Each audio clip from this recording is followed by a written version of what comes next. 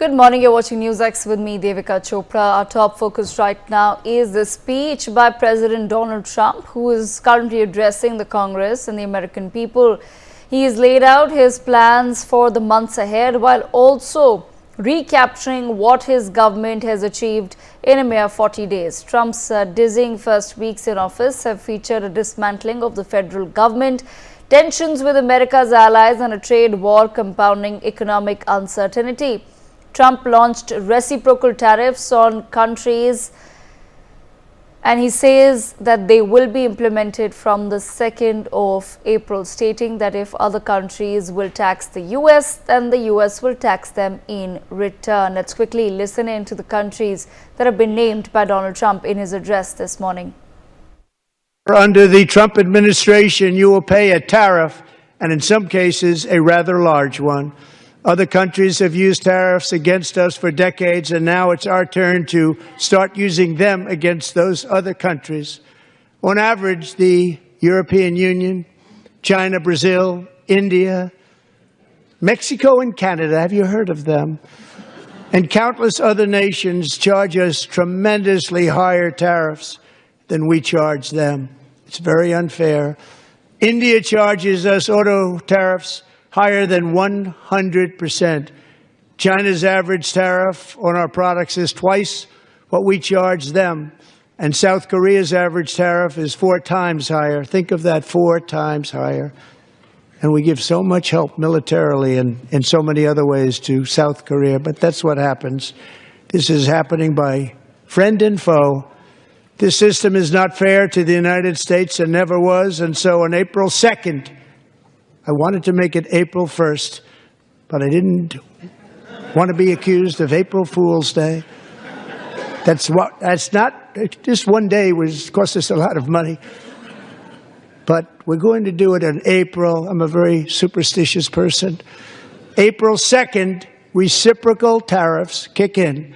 And whatever they tariff us, other countries, we will tariff them. That's reciprocal, back and forth. Whatever they tax us, we will tax them. If they do non-monetary tariffs to keep us out of their market, then we will do non-monetary barriers to keep them out of our market. There's a lot of that, too. They don't even allow us in their market. We will take in trillions and trillions of dollars and create jobs like we have never seen before. I did it with China and I did it with others, and the Biden administration couldn't do anything about it because there was so much money they couldn't do anything about it. We have been ripped off for decades by nearly every country on earth, and we will not let that happen any longer. So there you've heard it. President Donald Trump once again reiterating some of the promises that he's made vis-a-vis tariffs. My colleague Aditya Vadwan with us on the broadcast. Aditya, take our viewers through the details of the tariffs that have been imposed so far and what really is the plan of the Trump administration. If you can give us a breakup of what has been indicated by the Trump administration as far as the percentage of tariffs is concerned.